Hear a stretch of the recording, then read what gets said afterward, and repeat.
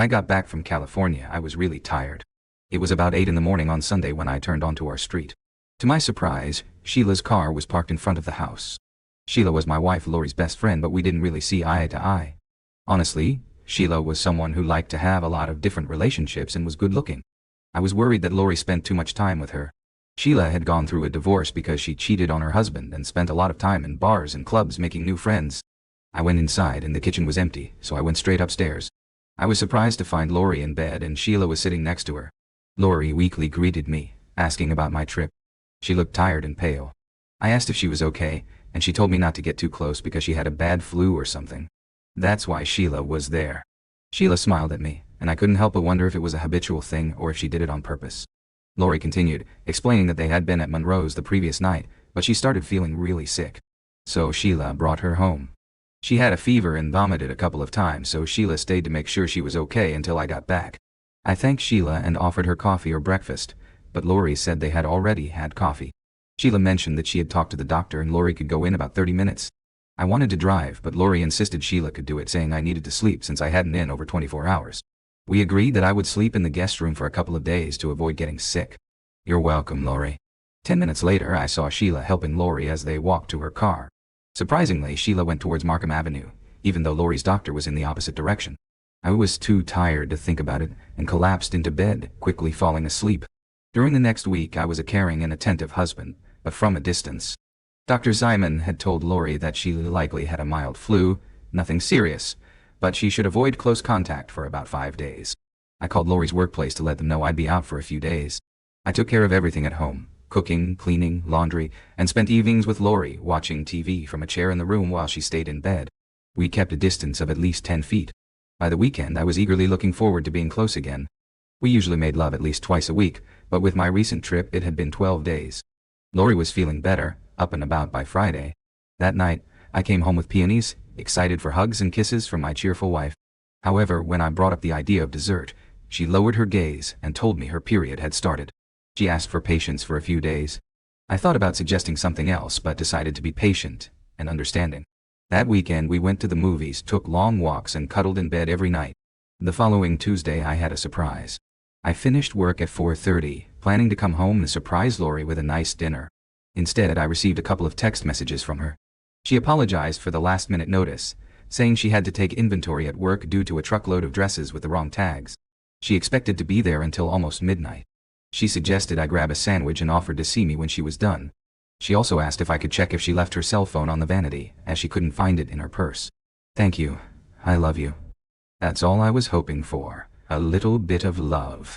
The second message was from Lori's gynecologist's office, reminding her of an appointment tomorrow to remove stitches. I thought about calling Lori, but her cell phone was on the kitchen table. I could have called the store, but I figured she was busy. I planned to ask her about it after dinner with a few beers. I watched baseball, went to bed with the lights off, and woke up later to a delightful sensation. As I enjoyed it, I reached for the bedside lamp and was surprised to find Sheila instead of Lori. Startled, I pushed her away. Sheila was naked and I yelled, "What are you doing?" I was tempted, but I wouldn't betray Lori. Loyalty was important to both of us. Sheila pleaded, but I refused. I got out of bed saying, "I'm not making love to you, Sheila." She chased me around, tempting me, but I stood firm. Loyalty and trust were crucial to Lori and me, and I would never betray that. I was furious and also very aroused, making the situation worse. I pushed Sheila away, grabbed her arm, and told her to get dressed. Despite her protests, I ushered her into the bathroom and threw her clothes in after her. I warned her that if she didn't get dressed in 3 minutes, I'd take her to her car naked. 5 minutes later, I saw Sheila leave in her car in a hurry.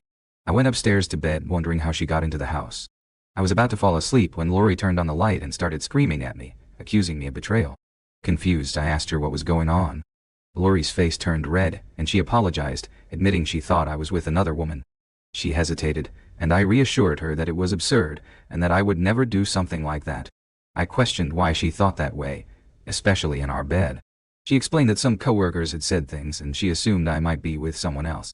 I couldn't believe it and asked her why she thought I would do that, especially tonight when I didn't even know she would be home late. I didn't buy her apology and told her I'd find another place to stay until she was ready to tell me the truth. Despite her protests and tears, I put on some clothes, grabbed a suitcase, and started thinking about my next steps. I started packing without clear plans, intending to find a motel for a couple of days. The recent surprises made me hesitant to act foolishly. As I headed for the front door, Lori begged me to wait. Reluctantly I agreed, telling her she needed to tell me the whole truth or I would leave. We sat at the kitchen table, and I asked if she had been with another woman tonight. Lori started crying again, admitting that she had asked Sheila to come and take me away. I was bewildered and questioned why she would do something so ridiculous. Lori couldn't look at me, expressing fear that if she told me the truth I would leave her. She hinted that it might be related to the stitches Dr. Mahoney was going to remove the next day. I didn't stop her, and she confessed that Sheila orchestrated the whole thing. For months Sheila had been encouraging Lori to relax and have fun, especially on nights when I was away on business trips. Lori went out with Sheila, Hurton, and Rose, meeting Sheila's friends Andy and Martin. Sheila whispered to Lori about Martin and took her to another room, where she demonstrated something explicit. Lori stopped short and I was furious, not wanting to beat around the bush. Lori continued, saying that Martin had coerced her and excited her with his mouth. She pleaded for understanding, revealing a painful truth that she felt forced into the situation. I was left grappling with a mix of anger and empathy for Lori. And then he forced me, but he was too big, and it hurt me. I screamed, and there was blood all over the bed. He panicked and left. Sheila came in, saw the situation, helped me clean up a bit, and took me home. She stayed the whole night, and the next morning took me to Dr. Mahoney, who put 8 stitches and prescribed antibiotics. I had to get tested for STDs, but thankfully they all came back negative. I leaned back, looking at the woman I married, feeling a mix of anger and pity. I asked coldly, "Is that all?" Lori nodded, saying it was the worst experience of her life, apologizing. I slammed my fist on the table, making her jump. I accused her of deciding to be with another man, and she admitted it was supposed to be just dancing and flirting. I realized she framed Sheila to be in bed with me to have a wild card for herself when she caught me. She nodded without looking up, and I sat there, watching her cry, feeling angrier than ever. I decided to leave, standing up and saying I would find another place to stay for a few days. "No, honey, please," she cried, following me to the front door. "I'll never do it again, I swear. I've learned my lesson." I responded, "I'm sure you did, Lori. But whether you get another chance depends on me." Without waiting for my response, I closed the door behind me, feeling foolish as I sat in a room at the Best Western Hotel, unable to sleep. 8 years of faithful marriage, and she let her best friend convince her to sleep with a stranger. The next morning my first stop was supposed to be my lawyer's office to start the divorce process. However, I felt an unexpected emptiness at the thought. After about 3 hours of sleep, my actual first stop in the morning was Sheila's apartment. I knocked until she opened the door, and I made my way inside. With a stern tone, I told Sheila we needed to have a chat. Ignoring Lori's calls and emails all day, I knew she must have felt relieved to see my car in the driveway when she came home from work. However, she didn't find me downstairs, and when she reluctantly went upstairs, she found Sheila and me in our bedroom. I had told Lori we were finishing up, giving her the option to wait downstairs or watch. With that, I focused on Sheila, leaving Lori standing there with tears running down her cheeks. She realized she couldn't ask, "How could you?" And I responded, "No, Lori, you can't." Sheila had planned for me to be with her to save Lori. "I decided it was the perfect solution to our situation," Sheila exclaimed, addressing Lori. Sheila expressed her regret but emphasized that dragging Lori to Monroe's was the only way I would consider forgiving her. Sheila indicated she was going to enjoy the situation over the next few weeks. Lori hesitated, asking what they were talking about. I explained to Lori that she would be moving to the guest room since she had just had her stitches removed, and her rear end wouldn't be available to me for a couple of weeks. During that time, I planned to enjoy Sheila's company. I assured Lori that by the time she was ready to be intimate again, I would have learned a lot from Sheila. As I gently pressed Sheila's head, Lori watched with a frown. I nodded when Sheila suggested we would be together as long as Lori didn't pull another stunt like this. Lori shivered, either at the memory of the painful experience with Martin, or at the sight of me with Sheila. She promised never to do it again, claiming she had learned her lesson. I pulled away from Sheila's lips, raising her to a doggy-style position, and engaged in a steady pace following Sheila's instructions. To my surprise, Lori was still sitting there watching us, looking very unhappy. She expressed her remorse, but I responded with a broad smile, saying it's like riding a bike. You never forget how to do it. The second story began with my ex-wife breaking our marital vows after 3 years of marriage. We met at a bar one Friday night, both ordering the same drink. While I was there to unwind, she seemed to be nursing a broken heart, drinking excessively until she threw up. Being the good Samaritan that I was, I helped my future ex-wife back to the comfortable bar seats the night we met. We became friends, and little did I know that this act of kindness would lead to our love story. Her sweet personality opened my once broken heart to love again, and we started spending our days together. I worked at a tech company and she was a caregiver. Our dates included going to restaurants, the bar where we met, or taking walks in the park. In less than 6 months I asked her out, charmed by her personality, and we fell deeply in love. Despite past heartbreaks, we got married after a year of dating, thankful for the happiness we found in each other. We were both young, financially stable, and deeply in love. I had lost hope in love, but with my ex-wife everything changed. I made sacrifices, cutting off friends whose goals didn't align with ours, especially those encouraging me to cheat. I stopped staying out late, wanting to spend more time with my wife, and worked to make our marriage perfect. We decided not to have kids until we were ready, and the first 2 years were blissful. If we had arguments, I ensured we settled them before bed, not wanting any issues to lead her to seek comfort in another man's arms. Around the 3rd year of our marriage, I noticed a change in my wife's behavior. She wasn't cold, but something seemed off. Initially, I thought it was work stress, but as weeks passed without improvement, I became worried. I suggested she take a leave to rest, but she dismissed it. Then, she started asking strange questions. She began asking me questions about couples who opened their marriages and how it felt to be with someone else aside from one's spouse. If I answered the first question, she would joke about what I would do if I found out she was cheating. I would play along, saying I would leave and divorce her because I wouldn't tolerate living with a cheater. She laughed it off, pretending it was a harmless question. This went on repeatedly, and each time she asked, I wondered why she kept bringing up the same topic. She claimed she wanted to be sure that I truly loved and valued her. While I initially believed her, it became suspicious when she kept asking almost every 2 weeks. Despite my concerns, I chose to let it slide, not wanting to ruin our beautiful marriage. Around the same time these questions started, her workplace hired another caregiver around her age, and they quickly became friends. This new friend was the opposite of my ex-wife, enjoying weekends out and having fun. They began hanging out together more often, picking places to go after a long week at work. I didn't mind my ex-wife having a new friend. In fact, I was glad she had someone else to connect with besides me. As she spent more time with her new friend, I took the opportunity to rekindle friendships with some of my old friends. Despite these changes, nothing significant shifted in our marriage, and our love for each other remained constant. One weekend, I invited friends over to watch football, knowing my ex-wife would be out with her new friend.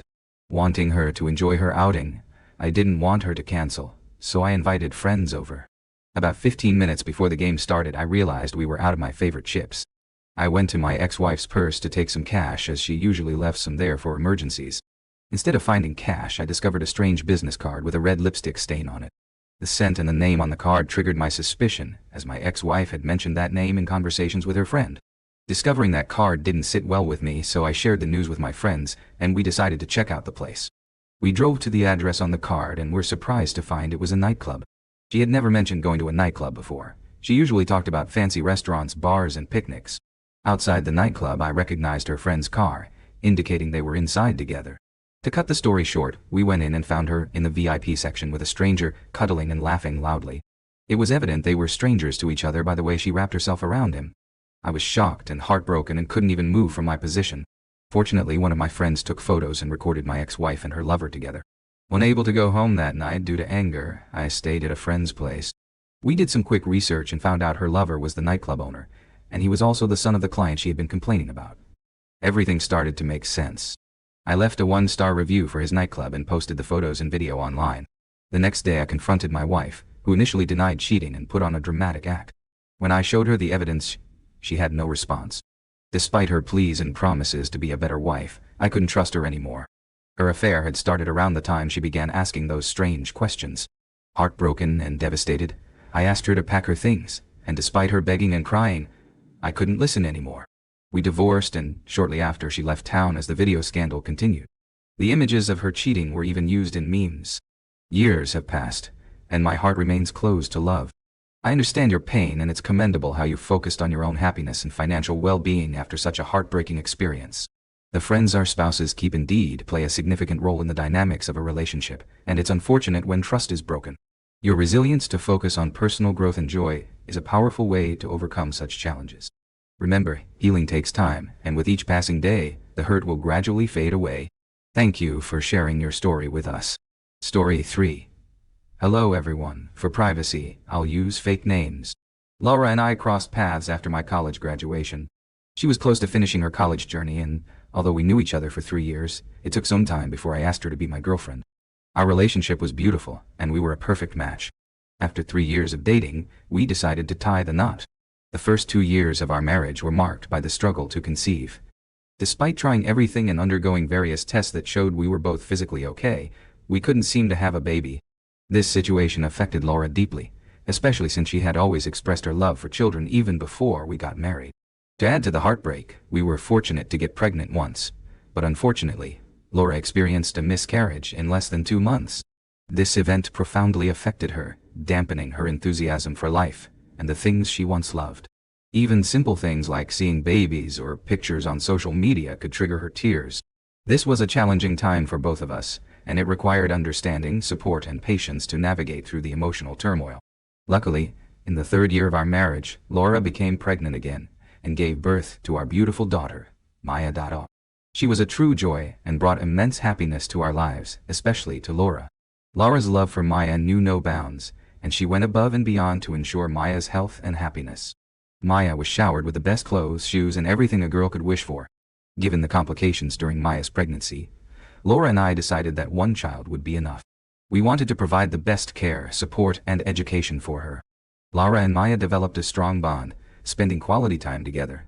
My work kept me busy for long hours, and while I cherished the mother-daughter relationship they shared, I wished I had a similar connection with my own mother. Maya's needs became our top priority, and we made sure she attended a reputable private school. Laura, known for her dedication and hard work, instilled these values in Maya. While initially, it seemed like motherly advice, as Maya grew older, Laura's emphasis on academic success became more intense. She pushed Maya to excel in school, read more, and play less. I tried to convey the importance of allowing Maya to enjoy her childhood, focusing not only on grades but also on developing social skills. Laura struggled to ease up on Maya, taking her academic performance very personally.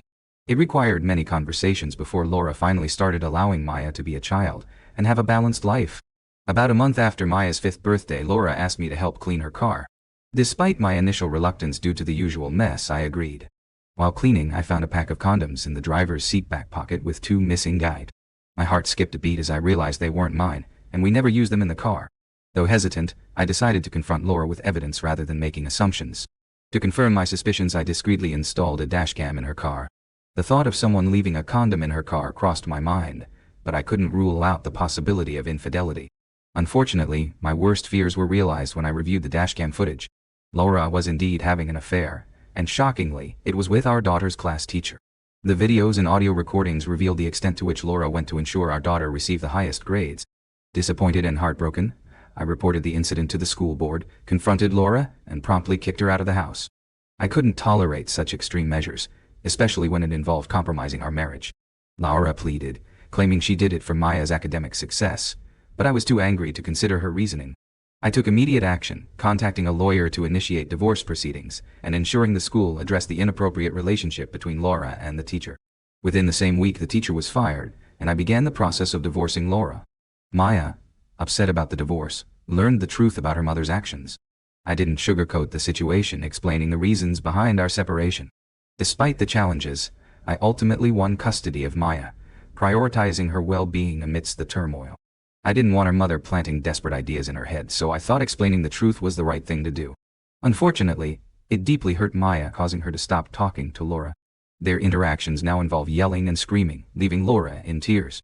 While I still question if Laura's actions were out of love or obsession, it's been nearly a year. I've adjusted my work hours to spend more time with Maya. Despite the pain from Laura's betrayal, I'm grateful she's no longer in my life. While I may consider remarrying in the future, my focus now is being the best father for Maya.